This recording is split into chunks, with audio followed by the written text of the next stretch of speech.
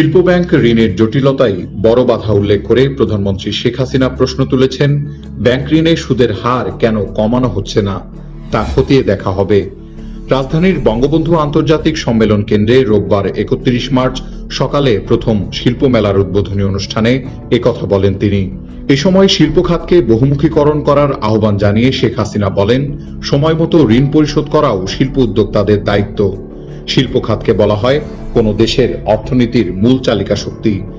এক সময়ের কৃষি প্রধান এই বাংলাদেশ আজ বিশ্বায়নের ধারায় ক্রমেই সমৃদ্ধ হচ্ছে শিল্প খাতের নানা মাত্রিক প্রসারে।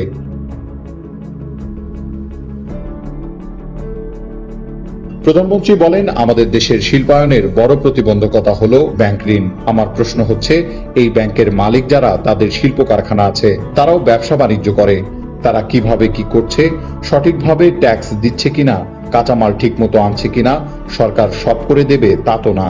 কিছু ব্যাংক সুদের হার 9% নামালেও কিন্তু সকলে কিন্তু তা করলো না করে বাড়তে বাড়তে প্রায় 14, 15, 16-তে নিয়ে গেল। এই ব্যাংকের মালিক যারা, তাদেরও তো শিল্প কলকারখানা আছে, তারাও তো ব্যবসা বাণিজ্য করে। তাহলে এখন আমাকে তো সেই জায়গাটা আগে হাত দিতে হবে যে তারা ব্যাংকও চালাচ্ছে, শিল্পও চালাচ্ছে, আবার তারা সুদের হার কমাবে না, তাহলে তাদের ব্যবসা কি কি আছে না আছে, ট্যাক্সটা ঠিক মতো দিচ্ছে কিনা, ভ্যাটটা দিচ্ছে কিনা, কাঁচামালটা ঠিক মতো আনছে কিনা। শিল্পকে বহুমুখীকরণের আহ্বান জানিয়ে শেখ হাসিনা বলেন, উদ্যোক্তাদের মনোযোগী হতে হবে পরিবেশ রক্ষা কার্যক্রমেও, থাকতে হবে বজ্র ব্যবস্থাপনা।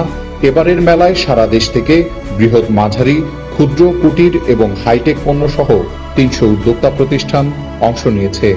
পরে সব স্টল পরিদর্শন করেন প্রধানমন্ত্রী।